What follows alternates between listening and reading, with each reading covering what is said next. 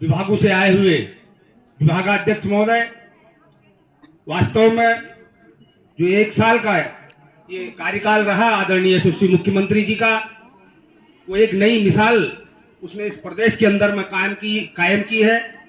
और भारतीय जनता पार्टी जब जब सरकारों में आती है, उसका सिर्फ और सिर्फ एक उद्देश्य रहता है कि अंतिम छोर में खड़े हुए व्यक्ति तक सरकारों की योजनाओं का लाभ पहुंचाना।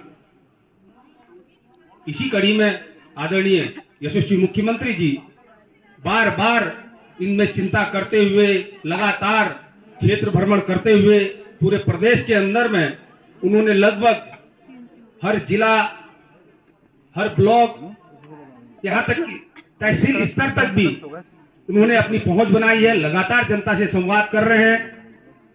उनकी सोच इस प्रदेश को पूरे भारतवर्ष के अंदर में एक ऐसा प्रदेश बनाना है जो वास्तव में उस प्रदेश में रहने वाले, वो चाहे हमारी मातृशक्ति हो, वो चाहे हमारे युवा भाई हो, वो चाहे किसी भी वर्ग से, वो चाहे किसान जो किसानी करते हैं, खेती करते हैं, उस वर्ग से लोग आते हो, वो चाहे व्यवसाय करते हो, उस वर्ग के लोग आते हो, वो चाहे मध्यम वर्गीय परिवार हो, उस वर्ग से जो लोग आते हो, किसी भी व्यक्ति को किसी प्रकार की कोई दिक्कत ना हो, ये एक उनका उद्देश्य है। और उस उद्देश्य में चलते हुए मैं आपको बताना चाहूंगा, इस प्रदेश के अंदर में आज तक जब से यशस्वी मुख्यमंत्री आदरणीय पुष्कर सिंह धामी जी ने इस प्रदेश के मुख्यमंत्री की बागडोर संभाली, वो चाहे हमारी आस्था का जो केंद्र होता है, जैसे बद्रीनाथ धाम है, केदारनाथ धाम है, गौरी कुंड है, हेमकुंड साहिब है, इन सारे देवस्थानों पर चाहे कहीं कनेक्टिविटी में रोड पहुंचाने का काम किया हो, कहीं रोपवे बनाने का काम किया हो, उसके अलावा युवाओं के लिए, बेरोजगारों के लिए, वास्तव में आप देख रहे होंगे अभी विगत दिनों में एक सुनामी जैसी आई कि जब से ये प्रदेश बना था तब से युवाओं के हितों के साथ लगातार खिलवाड़ हो रहा था। उनकी प्रतियोगिता और परीक्षाओं के प्रश्न पत्र लगातार लीक हो रहे थे। उनको एक बड़ा सा माफिया गिरोह उसको चोरी करके अपने मनमाने दामों में बेचकर ऐसे व्यक्तियों को वो नौकरियां मिल रही थी जो बिल्कुल पात्र ही नहीं थे। सिर्फ अर्थ की वजह से, धन की वजह से वो नौकरी पा रहे थे। और एक जो हमारा बच्चा, जो जन सामान्य कहिए, सामान्य परिवार का बच्चा, जो वास्तव में पढ़ने में बहुत होशियार है, हर एंगल से वो उस पद को डिजर्व करता है, उस पद पर बैठने लायक है, लेकिन वो कहीं ना कहीं पैसे में थोड़ा पीछे हो जाने के कारण वो नौकरी नहीं पा रहा था। आदरणीय मुख्यमंत्री जी के संज्ञान में जब लगातार ये घटनाएं आई, उन्होंने कहा आज हमने एक प्रश्न पत्र जारी किया, कल को वो लीक हो जा रहा है, फिर दोबारा वो परीक्षा रद्द की, फिर दोबारा प्रश्न पत्र जारी किया, वो भी लीक हो गया। उन्होंने एक चीज इसको ठान लिया, उन्होंने कहा युवाओं के हितों से किसी भी तरह का खिलवाड़ नहीं किया जाएगा, बेरोजगारों के हितों से किसी भी प्रकार का खिलवाड़ नहीं किया जाएगा। तुरंत ऐसा सख्त नकल विरोधी कानून लाए।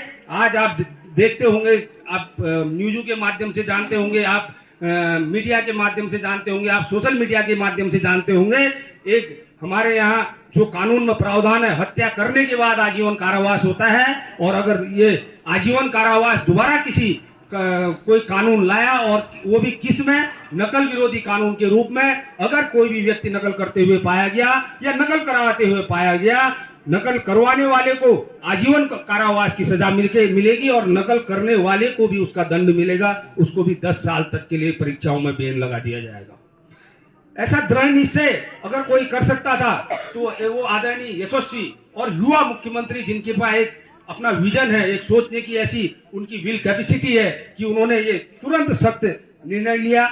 आप रोजगार के अगर को देखते हुए आगे जाते हैं, उद्योग विभाग में 461.31 करोड़ के साथ ही पर्यटन विभाग, जिससे स्वरोजगार को संबल मिलेगा, हेतु 302.4 करोड़ का प्रावधान किया। आप अगर शिक्षा के क्षेत्र में जाएं, शिक्षा एवं युवा कल्याण विभाग हेतु इस जो हमारा अभी आम बजट इस उत्तराखंड का पेश हुआ, 10,459.55 करोड़ का प्रावधान किया।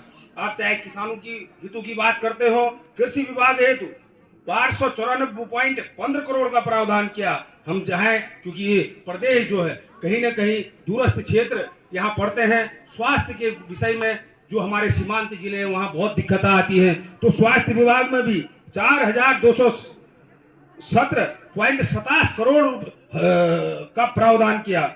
महिलाओं के हितों की बात हम लगातार कहते हैं। भारतीय जनता पार्टी तो वास्तव में जो मातृशक्ति है उसका हमेशा सम्मान करते हुए आई है। महिला हितों की बात करते हैं, आप चाहे वो क्षैतिज आरक्षण लीजिए 30% का, उन्होंने अगर कोर्ट ने भी उसको रोका तो हमने हाई कोर्ट सुप्रीम कोर्ट में जाके उस आरक्षण को बिल के माध्यम से आप लोगों के बीच में लाने का काम किया।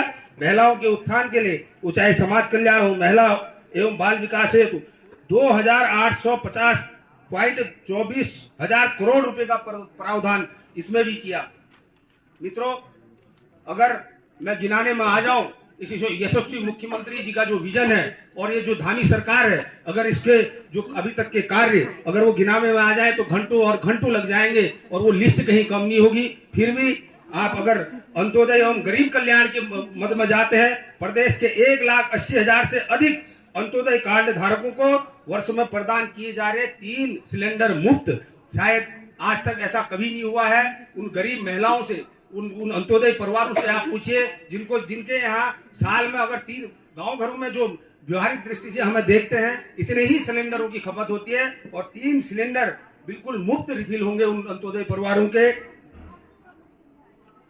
आप अगर सुशासन की बात करें, एक अच्छे शासन की बात करें, तो भारतीय जनता पार्टी की इस युवा धामी सरकार ने प्रदेश में लागू किया सबसे सख्त नकल विरोधी कानून।